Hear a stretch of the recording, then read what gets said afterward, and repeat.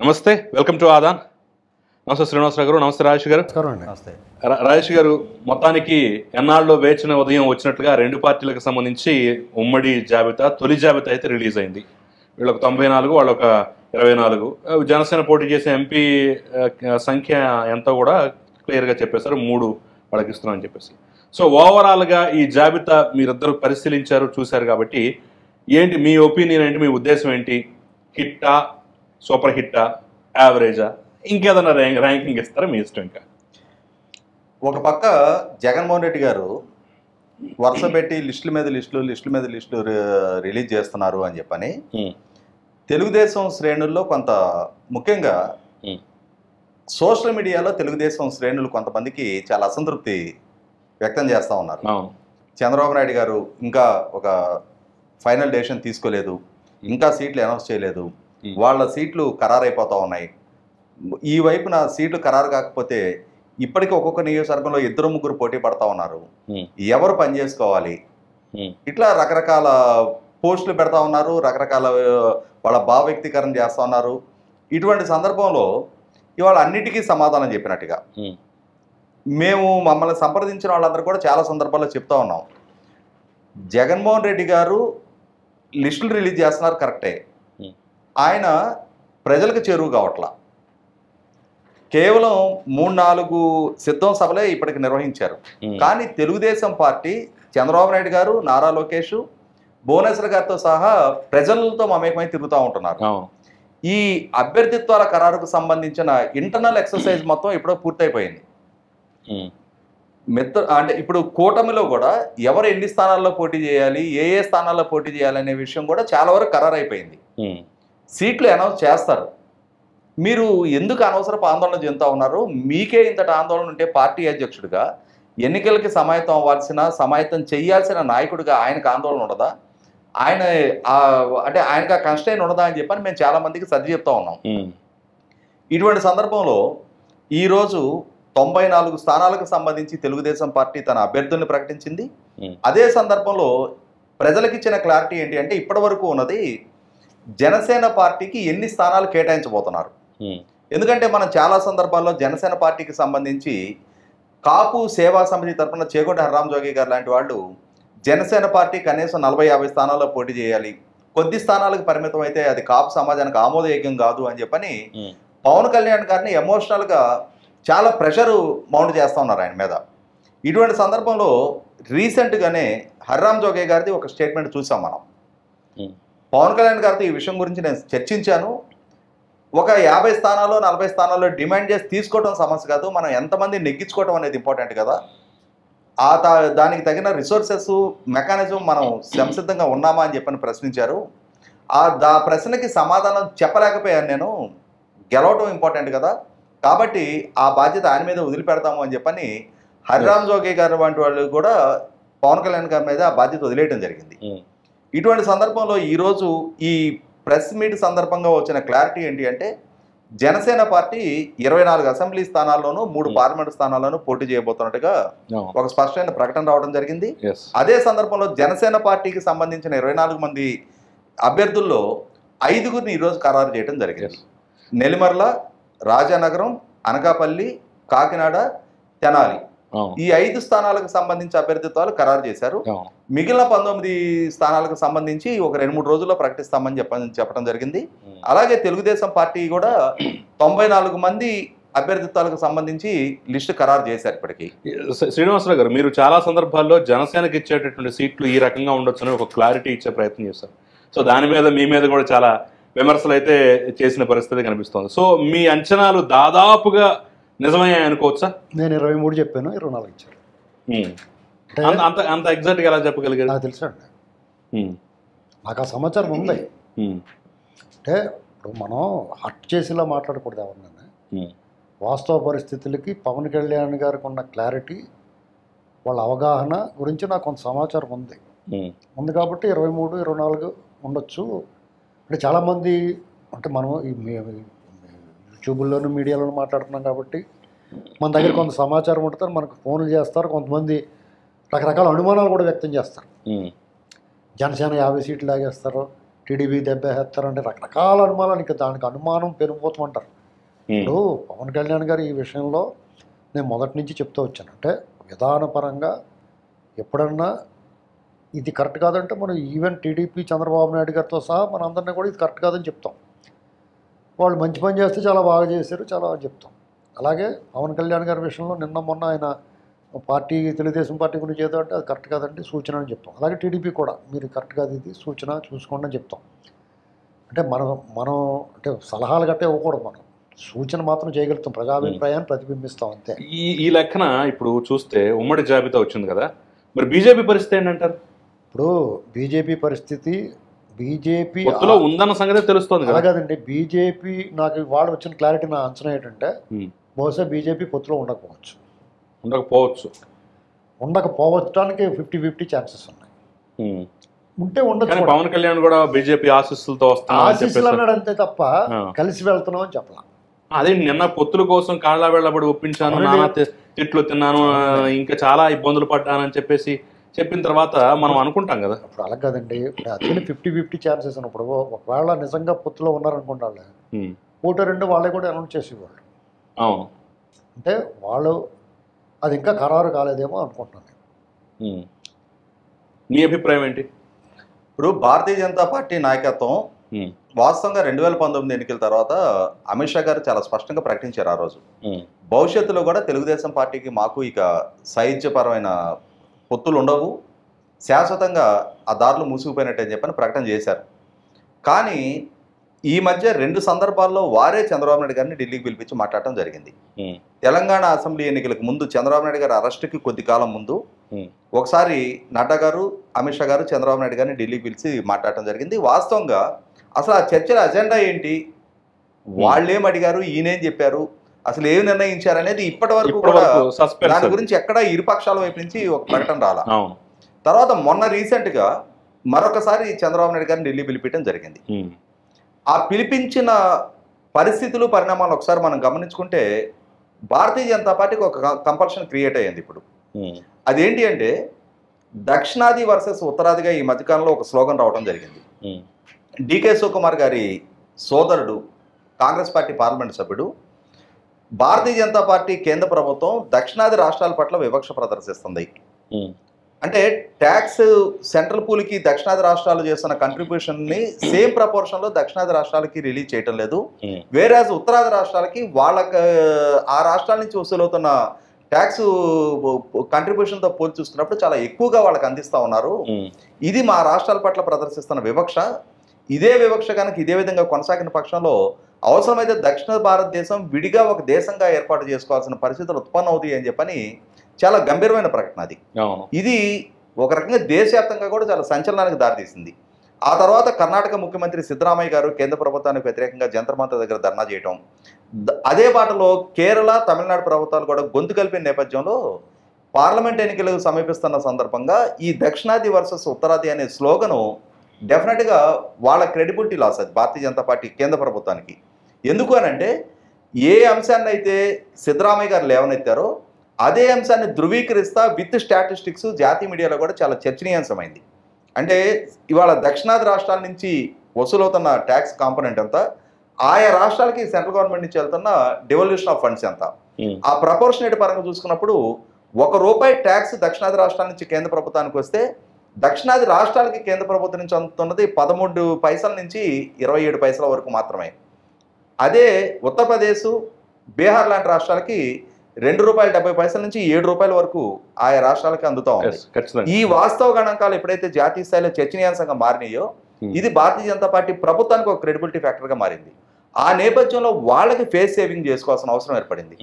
అందుకోసం చంద్రబాబు నాయుడు గారి లాంటి సుదీర్ఘ అనుభవం ఉన్న తెలుగుదేశం పార్టీ, సుదీర్ఘ రాజకీయ నేపథ్యం ఉన్న చంద్రబాబు నాయుడు గారు వీళ్ళు ఈయనని మళ్ళీ తిరిగి ఎన్డీఏలో భాగస్వామిగా చేసుకున్నప్పుడు దక్షిణాదిలో మేము దక్షిణాది పట్ల వివక్ష ప్రదర్శిస్తున్నాము అని చెప్పుకోవటానికి అని వాళ్ళ మీద వస్తున్న ఆరోపణల నేపథ్యంలో దాన్ని కొంత కవర్ చేసుకోవడానికి వీలవుద్దనే ఉద్దేశంతో చంద్రబాబు నాయుడు గారిని పిలిచి మీరు మళ్ళీ ఎన్డీఏలోకి రండి అని చెప్పని ఆహ్వానించడం జరిగింది. అయితే చంద్రబాబు నాయుడు గారు కూడా మా పార్టీలో మాట్లాడుకొని చెప్తాము అని చెప్పి ఇక్కడికి వచ్చిన తర్వాత వాళ్ళ పార్టీ శ్రేణులతో చర్చించారు.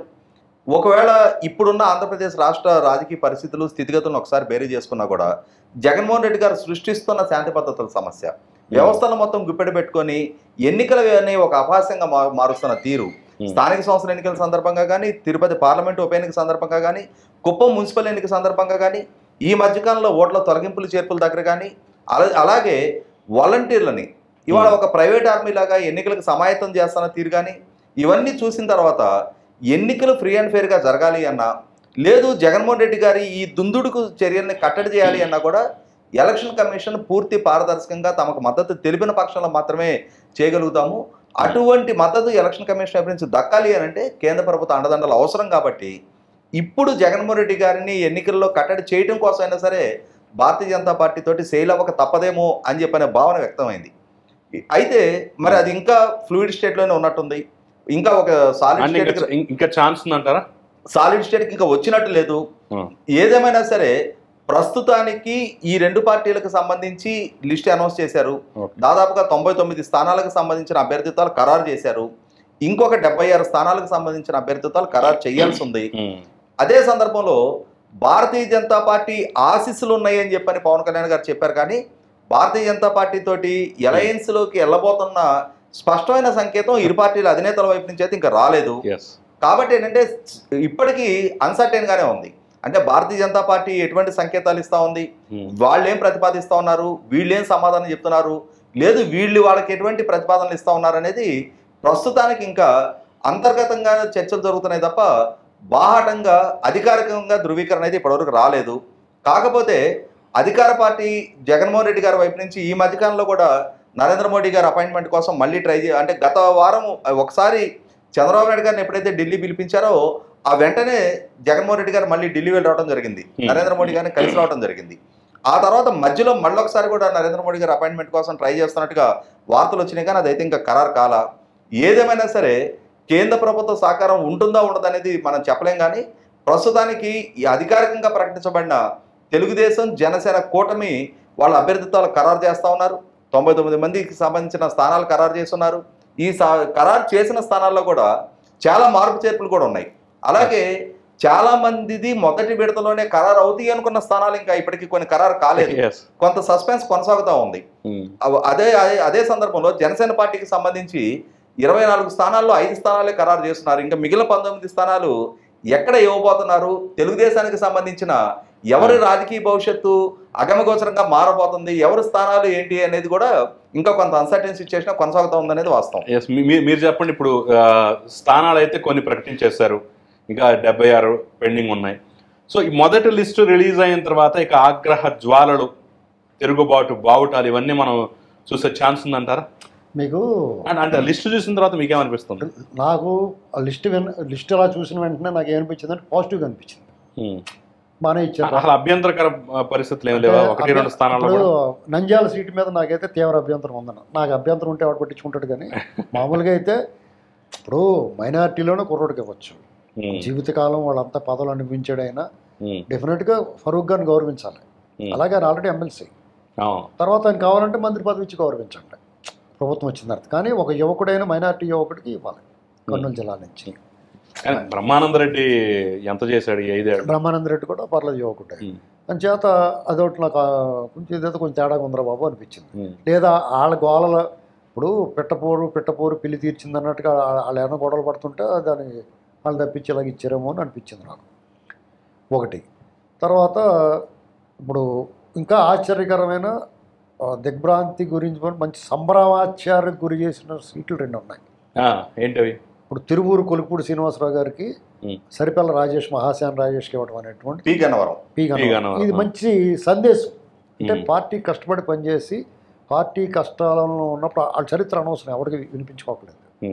వాళ్ళు ఎవరైతే పోరాడారో జోజీత వై సికిందర్ అన్నట్టుగా, ఎవరైతే యుద్ధంలోకి వెళ్తారో ఆడే సికిందర్ అన్నట్టుగా ఎవరైతే పోరాడారో వాళ్ళకి అవకాశం అనేటువంటిది స్పష్టంగా కనిపించింది. అంటే పార్టీ కష్టపడిన వాళ్ళకి తెలుగుదేశం పార్టీ వాళ్ళకి అవకాశం ఇస్తుంది అనేటువంటి సందేశం వెళ్ళింది. అట్ ది సేమ్ టైం ఇప్పుడు పొత్తులో భాగంగా 24 సీట్లు జనసేనకి, మరి బీజేపీ ఇంకా తేలలేదు కాబట్టి ఏమో 24-30 సీట్లలో బీజేపీ లేకపోతే కమ్యూనిస్టులు ఉంటారు 2-3. కమ్యూనిస్టులు ఆల్రెడీ వాళ్ళతో కాంగ్రెస్ పార్టీతో అవునండి, కుదుర్చుకుంటున్నారంటున్నారు కదా. కాంగ్రెస్ తోటి ఉంటారు, టీడీపీ తోటి ఉంటారు. ఇప్పుడు కమ్యూనిస్టులు పోటీ చేసిన చోట 2-3 ఆటల్లో టీడీపీ ఇచ్చిన చోట పోటీ చేయరు, టీడీపీ మిగతా చోట్ల పోటీ చేసుకుంటారు. అర్థమైంది నా పాయింట్. కాబట్టి అది పెద్ద సమస్య ఏం కాదు. మ్యాటర్ ఏంటంటే తెలుగుదేశం పార్టీ ఈ 58 నెలల్లో తెలుగుదేశం పార్టీలో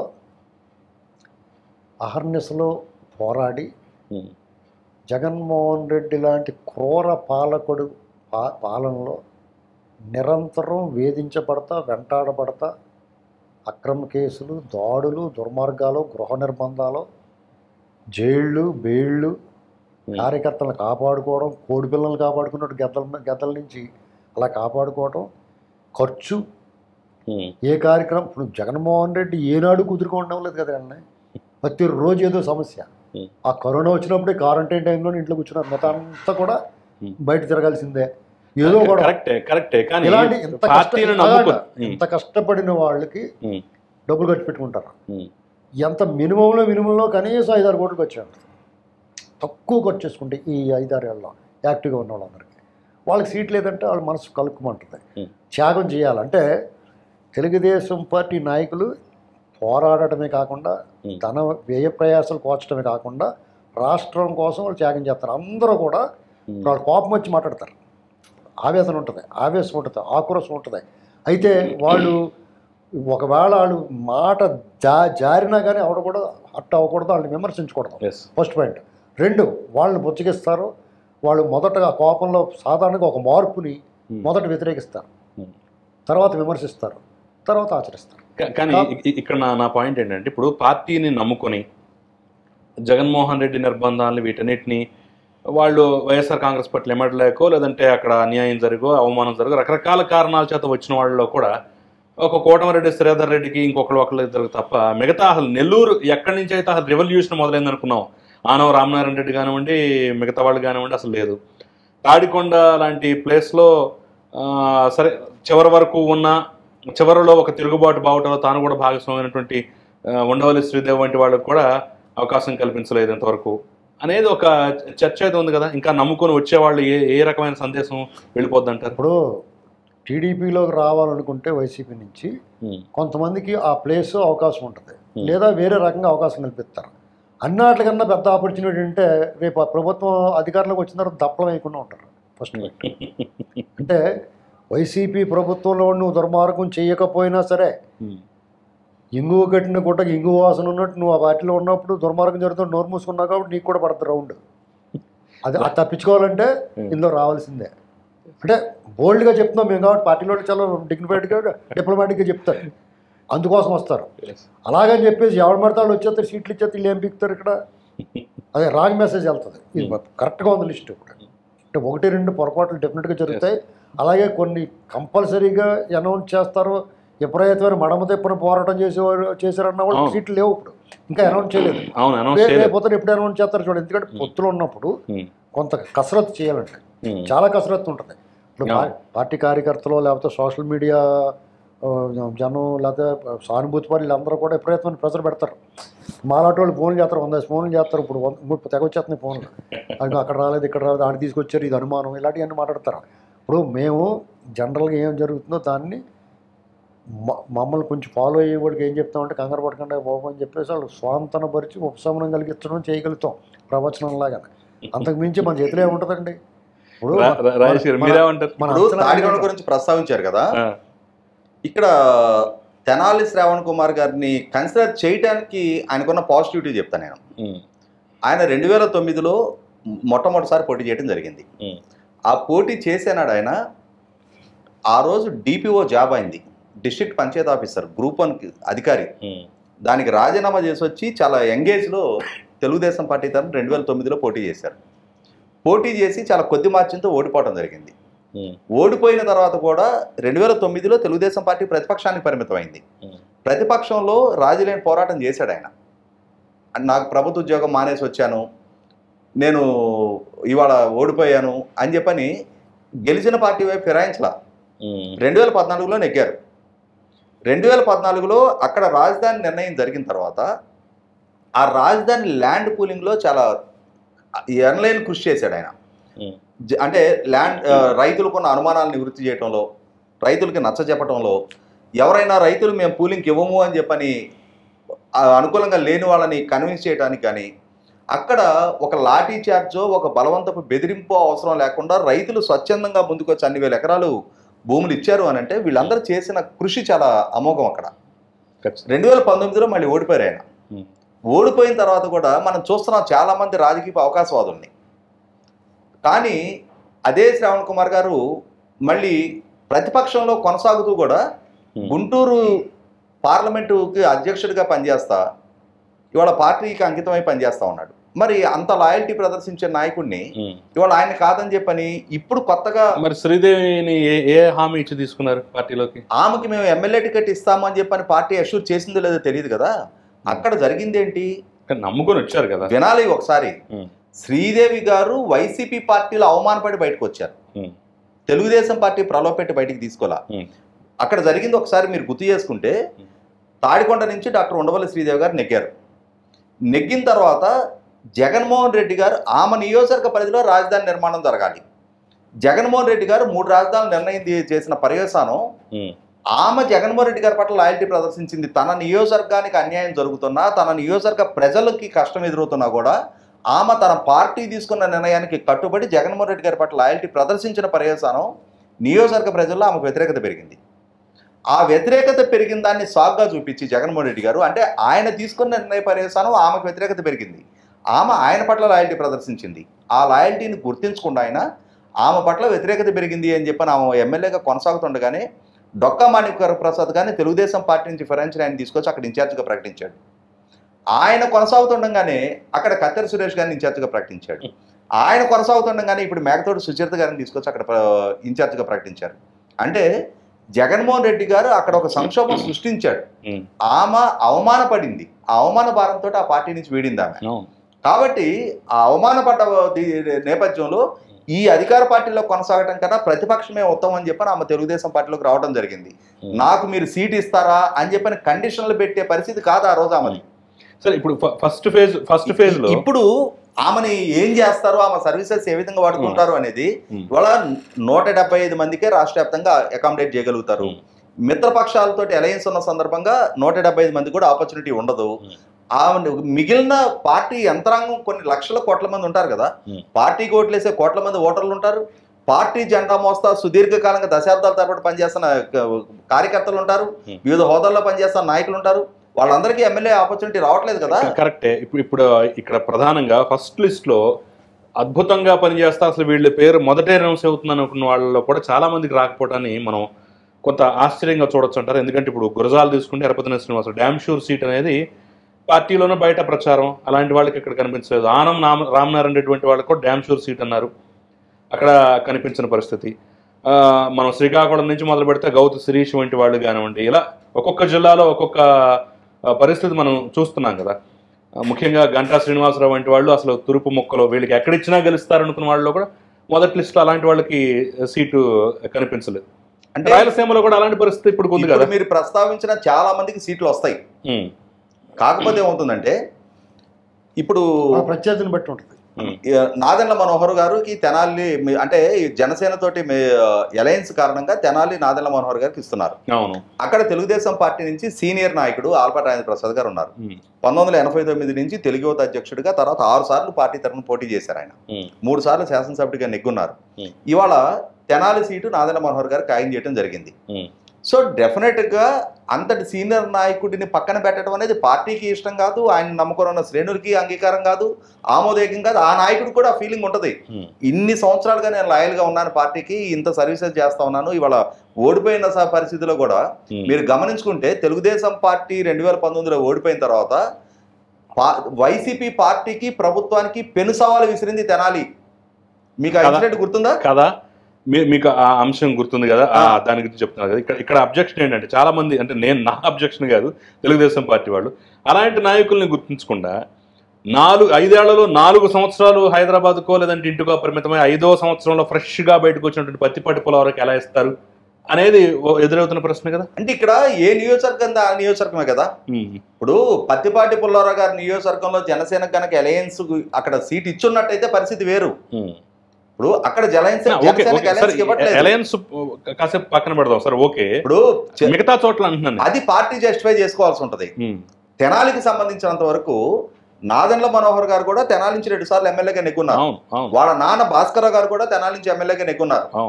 ఇవాళ మరొకసారి అలయన్స్ లో నాదెండ్ల మనోహర్ గారికి ఇవాళ జనసేన పార్టీలో ఒక రకంగా పవన్ కళ్యాణ్ గారి తర్వాత నెంబర్ 2 అతను. ఆయనకి కోరుకున్న సీటు ఇవ్వకుండా ఉండటానికి ఆస్కారం ఉండదు అక్కడ. అదే సందర్భంలో ఆలపాటి రాజా గారిని ఎట్లా అకామిడేట్ చేస్తారనేది పార్టీ జస్టిఫై చేసుకోవాలి దానికి.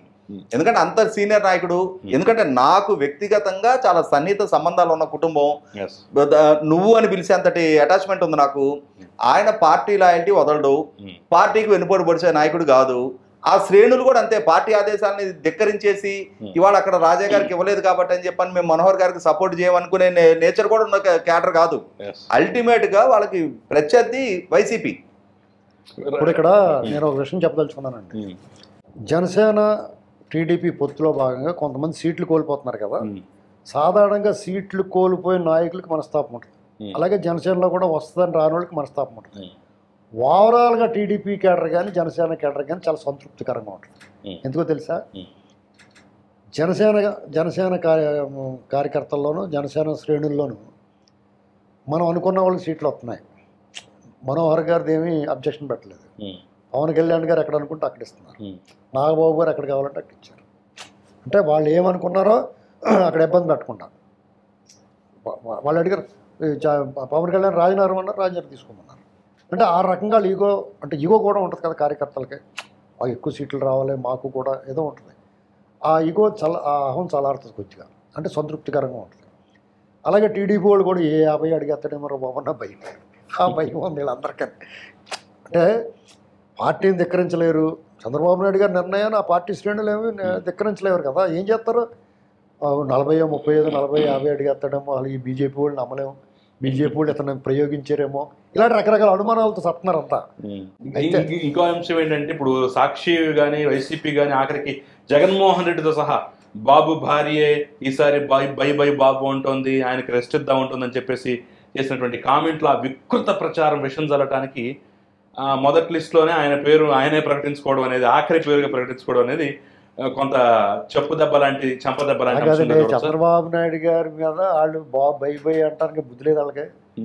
ఆవిడేదో సరదాగా మాట్లాడితే ఆవిడ చెప్పింది జోకు సరదాగా, ఎప్పుడు మొగమొట్లాడించుకుంటాను, ఏడుపు మొగలు వేసుకుని మాట్లాడుతాను ఇష్టం అలవాటు లేదు వాళ్ళకి.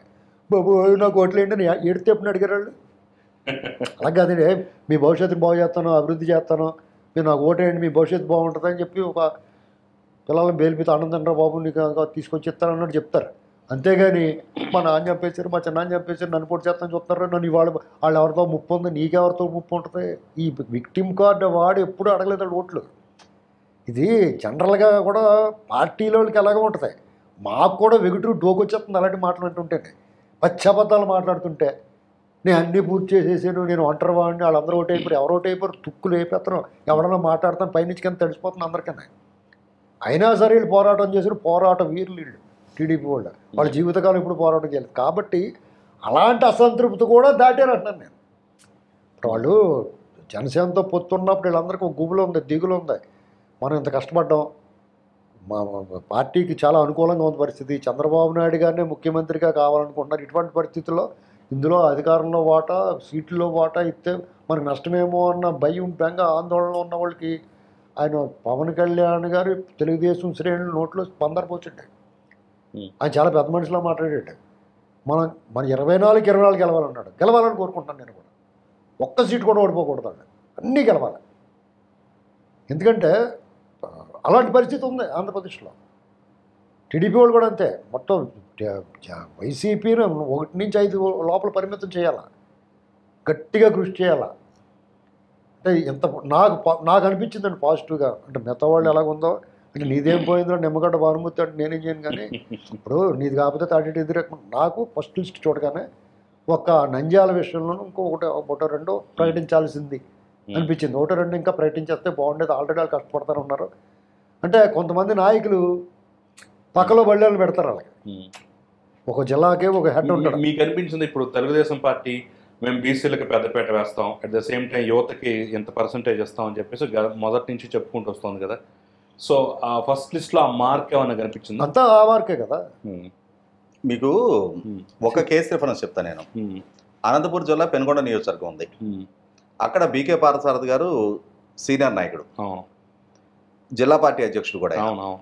ఆయన్ని తప్పించి ఆయన ఇన్ఛార్జిగా కొనసాగుతూ ఉండగా ఇప్పుడు అక్కడ సవితమ్మ గారికి ఇవ్వటం అని అంటే అదొక సాహసోపేతమైన నిర్ణయమే కదా. ఖచ్చితంగా.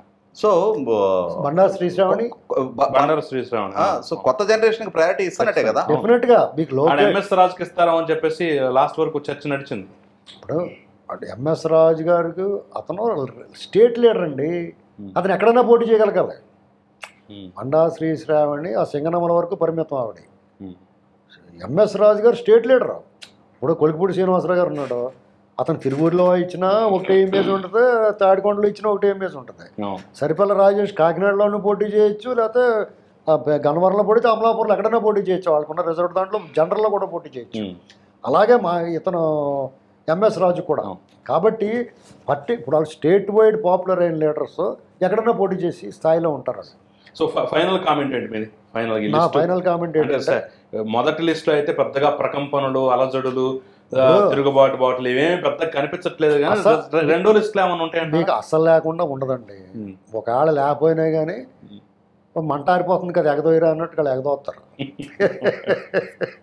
అర్థమైందా?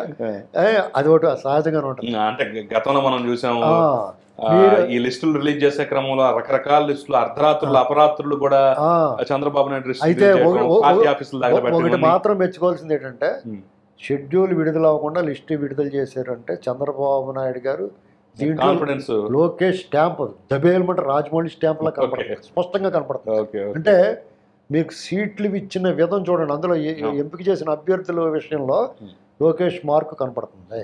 కాబట్టి మీరేం చెప్తారు నెక్స్ట్? అంటే ఇక్కడ ఇంకొక సమస్య కూడా ఏముంటుందంటే వీళ్ళు ఎంత పెద్ద లిస్ట్ ఒకేసారి రిలీజ్ చేస్తారు కాబట్టి ఇది ఫైనల్ పక్క, పైగా సమన్వయకర్తలని ఇన్ఛార్జీలని ఏం పేరు లేకుండా డైరెక్ట్ అభ్యర్థులు అని చెప్పేసి రిలీజ్ చేస్తారు. ఇప్పుడు దీన్ని చూసి అద్భుతంగా జగన్మోహన్ రెడ్డి రేపు కరెక్ట్ అనాలిస్ట్ లో కరెక్షన్స్ అన్ని చేసుకోవచ్చు కదా. ఒక మాట చెప్పేసి రాజేష్ గారు నకిలీ సామాజిక చేస్తాడు. అంటే లిస్టాలో వచ్చింది కాబట్టి ఆయనకి ఇంకా ఈజీ ఏమో టాస్క్. అంటే ఇక్కడ వాళ్ళని పెట్టడానికి కొన్ని మార్పు చేర్పులకి ఆస్కారం ఉంటుంది. ఏమవుతుంది దీంట్లో కూడా ఈ లిస్టులో కాదు, జగన్మోహన్ రెడ్డి గారు తన ప్రయారిటీస్ మార్చుకోవడానికి ఇప్పుడు ఎట్లా అంటే ఇప్పుడు గుంటూరు జిల్లా ఉంది. గుంటూరు జిల్లాలో 3 ఎస్సీ రిజర్వ్ నియోజకవర్గాలు ఉన్నాయి, వేమూరు, తాడికొండ, పత్తిపాడు. ఈ 3 నియోజకవర్గాలకు సంబంధించి వేమూరు, తాడికొండ మాల సామాజిక వర్గానికి తెలుగుదేశం పార్టీ కేటాయించింది, పత్తిపాడు మాదిగ సామాజిక వర్గానికి కేటాయించారు. అదే కృష్ణా జిల్లా దగ్గరకు వచ్చేటప్పటికి నందిగామ, పామర్రు, తిరువూరు 3 నియోజకవర్గాలు మాదిగ సామాజిక వర్గానికి అయినాయి. మీకు ఈస్ట్ గోదావరి, ప్రకాశం జిల్లాల్లో మాలకు ప్రయారిటీ ఇచ్చారు తెలుగుదేశం పార్టీ వైపు నుంచి. సో జగన్మోహన్ రెడ్డి గారు ఆయన ఎంచుకోవడానికి ఏం ప్లాన్ చేస్తారంటే ఇప్పుడు తెలుగుదేశం పార్టీ మాదిగ సామాజిక వర్గానికి ఇచ్చిన దగ్గర ఈయన మాల సామాజిక వర్గానికి ఇవ్వటం అంటే ఆ ఓట్లు పోలరైజేషను. అంటే ఆ దళితుల్లో రెండు మేజర్ క్యాస్ట్లు ఉన్నాయి కాబట్టి వాళ్ళు ఒకరికి ఇస్తే ఈయన ఇంకొకరికి ఇచ్చే ప్రయత్నం ఇట్లాంటివి జరుగుతుంది. ఇప్పుడు తాడికొండ ఉంది, మేకతోటి సుచరిత గారు, తాడికొండ శ్రావణ్ గారు ఇద్దరు ఒకే సామాజిక వర్గం, ఇద్దరు మాల సామాజిక వర్గానికి. వేమూరు నియోజకవర్గంలో అతను వరకుటి అశోక్ అని చెప్పని నక్కానందబాబు గారి మీద ప్రకాశం జిల్లా నుంచి తీసుకొచ్చి పెట్టారు. ఆనందబాబు గారు మాల సామాజిక వర్గం, ఆయన మాదిగ సామాజిక వర్గం అని చెప్పని విన్నా నేను. సో ఇప్పుడు మరి ఆయన కంటిన్యూ చేస్తారా లేదా అక్కడ ఏదైనా మార్పు చేర్పులకు ప్రయత్నం చేస్తారా?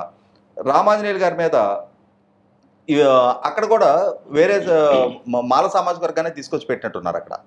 మరి ఈ క్లాషెస్కి అయితే ఆస్కారం ఉంటుంది. అంటే ఆ ఓట్లు చెరొక వర్గాన్ని పోటీకి పెట్టినప్పుడు ఆ పోలరైజేషన్కి ప్రయత్నం చేస్తారు.